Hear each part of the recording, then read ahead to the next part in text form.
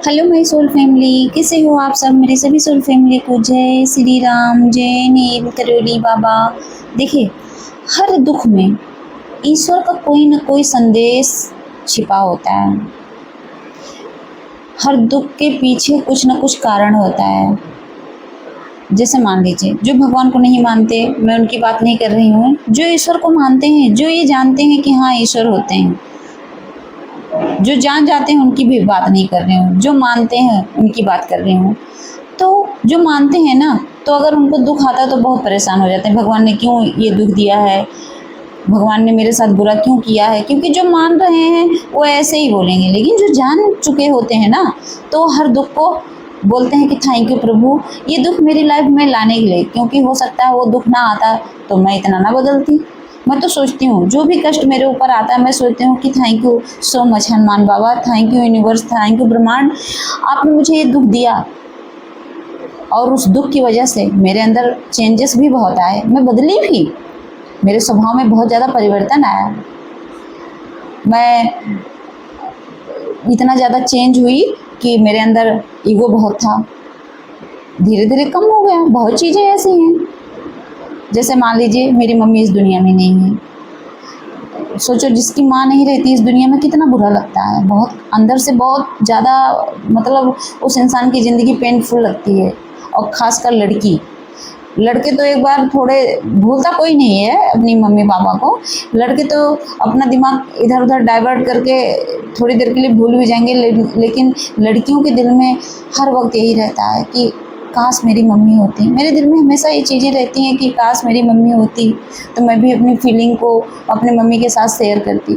लेकिन नहीं है, सच में मैं बता रही हूँ, नहीं है। भगवान सामने बैठे हैं, हनुमान बाबा, नीम करोली बाबा, नहीं है। लेकिन उनके ना रहने से जो चीज़ मैं सीखी हूँ ना, शायद उनके होने से वो चीज़ मैं ना सीख पाती, कभी ना सीख पाती। मैं जिस तरह इंडिपेंडेंट बनी हूँ ना, कभी ना बन पाती, मुझे पता है।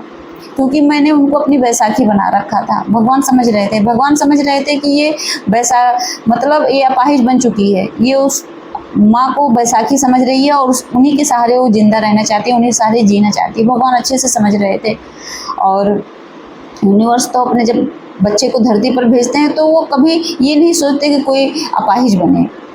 आप सोचो, जो माँ बाप हैं वो चाहते हैं कि उनका बच्चा अपाहिज रहे, ज़िंदगी भर चल ना पाए। नहीं, हर माँ बाप सोचते हैं कि मेरा बच्चा चले फिरे, जॉब करे, कमाए खाए, अच्छी जीवन जिए। ऐसे ही भगवान, ऐसे ही यूनिवर्स, ऐसे ही हमारे हनुमान बाबा, नीम करोली बाबा मेरे लिए सोच रखे थे कि मेरी बेटी अपने पैर पर कभी नहीं खड़ी हो पाएगी, ये अपाहिज ही बनी रहेगी। तो उन्होंने क्या किया, मम्मी को मुझसे दूर कर दिया। मुझे पता है कि आना जाना लगा रहता है, शरीर ही है, आत्मा निकल गई, उनका कहीं और जन्म हो गया होगा, किसी योनि में चली गई होंगी, चाहे वो मनुष्य हो कोई भी। तो उन्होंने प्राण त्यागा, वो चली गई। उसके बाद सोचो मैं कितना ज़्यादा, मतलब अंदर से टूटी हूँ। पहले पहले तो तोड़ते हैं भगवान, पहले तोड़ा गया और फिर धीरे धीरे धीरे धीरे मुझे एक अलग रूप में ढाला गया। भगवान ने मुझे अपनी असली बच्ची बनाने का जो प्रयास किया, सच में मैं उसके लिए अंदर से बहुत ज़्यादा थैंक यू बोलती हूँ कि थैंक यू हनुमान बाबा, जो आपने मुझ पर इतनी कृपा की। मम्मी गई, मुझे पता था उनका जीवन उतना ही था, वो गई, लेकिन मैंने जो कुछ सीखा ना, सच में उसके लिए भी मैं थैंक यू बोलती हूँ। उस दुख में मैं कैसे आगे बढ़ी, कैसे मेरे अंदर हिम्मत आई, कैसे मैंने पेशेंस रखना सीखा। बहुत चीज़ें मुझे सिखाई। मम्मी गई लेकिन मैंने बहुत चीज़ें सीखी। इसलिए मैं कभी भगवान को ब्लेम नहीं करती, इसलिए मैं भगवान को कभी ये नहीं कहती कि प्रभु क्यों किया, क्यों, क्या, कैसे। ये एनर्जी मैं नहीं देती हूँ, ये ब्लेमिंग एनर्जी है। और इसीलिए मैं ये बातें बोलकर आपको ये समझाना चाहती हूँ कि अगर आपके आसपास कोई दुख है, आपको कोई दुख है, तो उस दुख के पीछे ईश्वर का कोई ना कोई संदेश रहता है। उस संदेश को समझो और हमेशा आगे बढ़ो। आप कभी सोचते हो कि भगवान अच्छे लोगों के जीवन में कठिनाई क्यों आने देते हैं? क्या ये केवल दुख देने के लिए होता है, या इसके पीछे कोई गहरा संदेश छिपा होता है? मानते हो आप? तो आइए आज आपको मैं अच्छे से समझाऊंगी। जब जीवन में कठिन समय आता है तो अधिकांश लोग सोचते हैं कि भगवान ने उनका साथ छोड़ दिया है, विश्वास ही टूट जाता है। और तो और कठिनाइयाँ कई बार ईश्वर की जो दिशा होती है, जो वो हमें सिखाना चाहते हैं ना, सच में वो चीज़ें, वो दुख जो है हमें बहुत बड़ी सज़ा लगती है, लेकिन वो सज़ा नहीं है।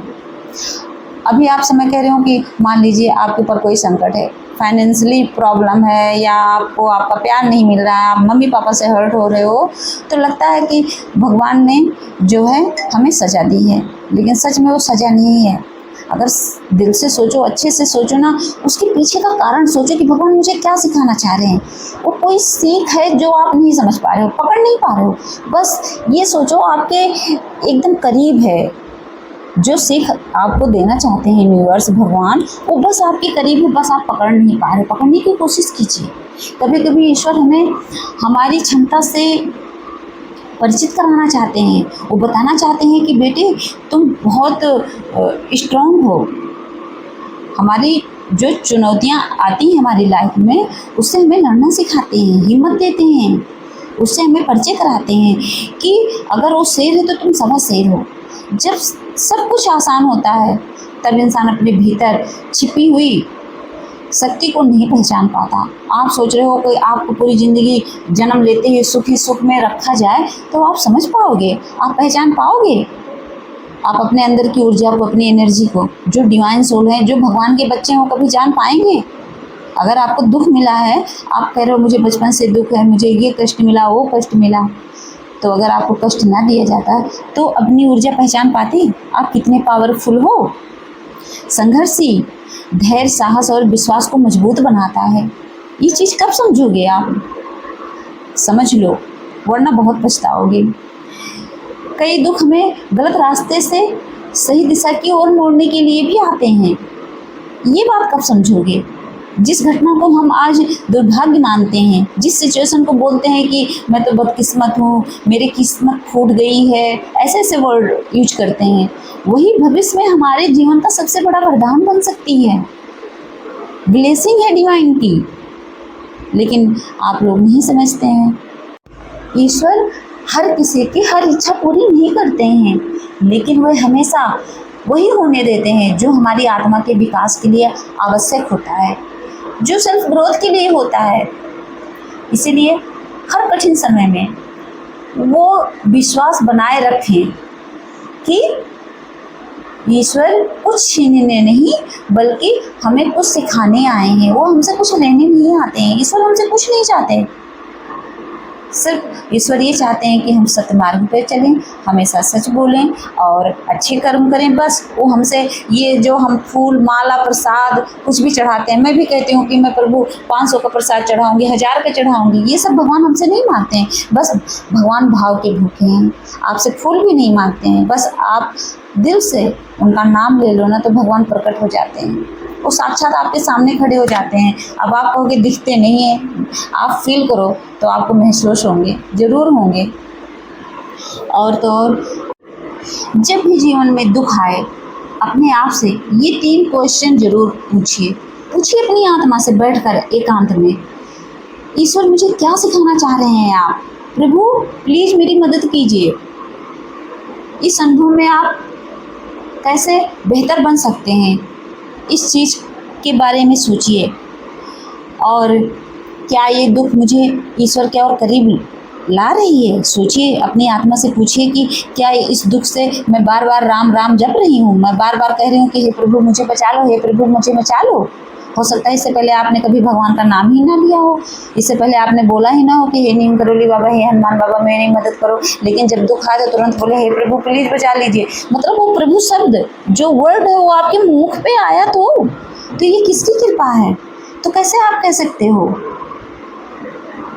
तो ये बात हमेशा याद रखना कि कठिनाई हमेशा नई शुरुआत बन सकती है, दुख हमेशा नई शुरुआत बन सकती है।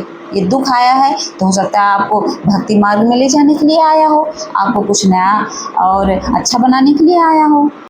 इसीलिए दुख से कभी घबराना ही नहीं चाहिए, क्योंकि दुख आपको मजबूत बनाता है, अकेले जीना सिखाता है, इंडिपेंडेंट बनाता है, आपकी सेल्फ ग्रोथ होती है, आपकी आत्मा जागती है और आप जाने अनजाने गलती से ही भगवान की शरण में जाते हो। सबसे बड़ी बात तो ये है, आप ईश्वर के सामने झुकना सीख जाते हो।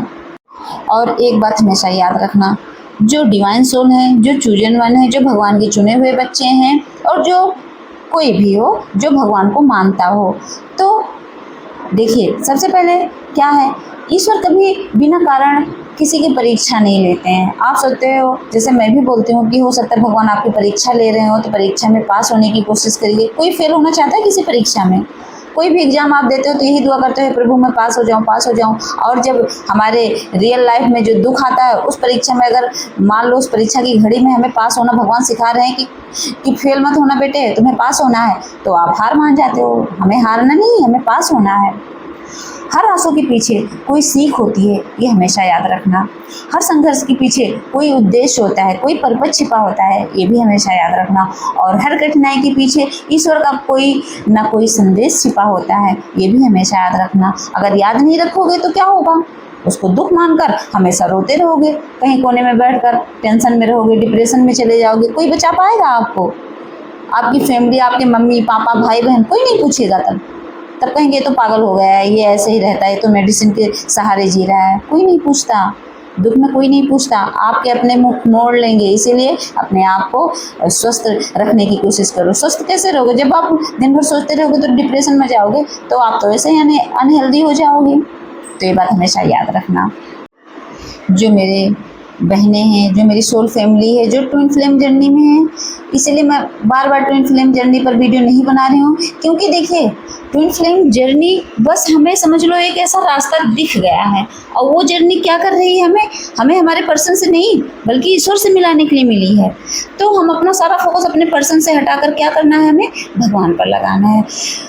अल्टीमेट मतलब सबका काम यही है कि हमें भगवान की शरण में जाना, हमें भक्ति बढ़ानी, हमें नाम जाप करना है। वैसे भी कहा जाता है ना, लोग कहते हैं ये कलयुग है, ये घोर कलयुग आएगा, इतना ज़्यादा घोर कलयुग आ जाएगा कि इंसान को ही खाने लगेंगे। सोचिए, इतना ज़्यादा बोला जाता है कि आगे चल के पता नहीं क्या होगा, जब लोग भूखे मरेंगे तो कोई किसी को नहीं छोड़ेगा। मतलब उस कलयुग के आने से पहले, उस घोर कलयुग के आने से पहले हमें अवेयर रहना होगा।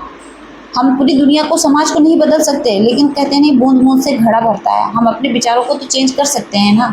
हम धीरे धीरे अपने अंदर तो परिवर्तन ला सकते हैं ना। कम से कम जब जो इंसान, जैसे मान लीजिए किसी की बुद्धि भ्रष्ट है, वो नॉनवेज खा रहा है, उसको नहीं पता है, उसको नहीं इतना सेंस है, नहीं दिमाग दिया ईश्वर ने, लेकिन हम भक्ति कर रहे हैं, हमें इतना दिमाग दिया है, मुझे इतना दिमाग दिया है कि नॉनवेज खाना पाप है, अंडे खाना पाप है, व्यभिचार करना पाप है। तो सोचिए, कम से कम हम किसी को नहीं सुधार पाएंगे, लेकिन खुद की आत्मा को तो सुधार सकते हैं, खुद को तो सुधार सकते हैं, हम तो पवित्र बन सकते हैं। तो हर एक इंसान अगर खुद को सुधारने में लग जाएगा ना, तो धीरे धीरे हर एक इंसान खुद पर काम करेगा, तो बहुत परिवर्तन आएगा हमारे समाज में, हमारे देश में। तो ये बात हमेशा याद रखना। मैं ये वीडियो अपने सोल फैमिली को क्यों बता रही हूँ, क्यों ये वीडियो बनाकर आप तक ये बात पहुंचाने की कोशिश कर रही हूँ, क्योंकि समझ लीजिए ये अपनी मर्जी से मैं नहीं बोलती हूँ, समझ लो बाबा की मर्जी से बोलती हूँ। बाबा चाहते हैं कि मेरे सभी बच्चे अवेयर हो जाएं, क्योंकि धीरे धीरे सच में ये दुनिया विनाश की तरफ बढ़ रही है। कितनी चीज़ें वीडियो में देखती हूँ, कितना रेप होता है समाज में, कितनी कुकर्म हो रहे हैं, कोई किसी को बचा पा रहा है, जिसके साथ होना होता हो जाता है। तो कम से कम हम इतना अलर्ट रहें ना कि अपने आप को तो संभाल सकें, खुद को तो संभाल सकें। और जब आप ये वीडियो सुनोगे तो समझोगे, तो खुद को संभालोगे, किसी को शेयर करोगे तो हो सकता है उसके पास भी ये चीज़ें पहुंचेंगी तो भी समझेगा। ऐसे ऐसे धीरे धीरे क्या होगा, अध्यात्म का विकास होगा, स्पिरिचुअलिटी आगे बढ़ेगी, भगवान का नाम जाप भक्ति आगे बढ़ेगी। कोई भी इंसान है, कोई भी बिजनेस करता है, कोई काम करता है, तो इंसान सोचता है कि हमारी ये चीज़ें ग्रो करे।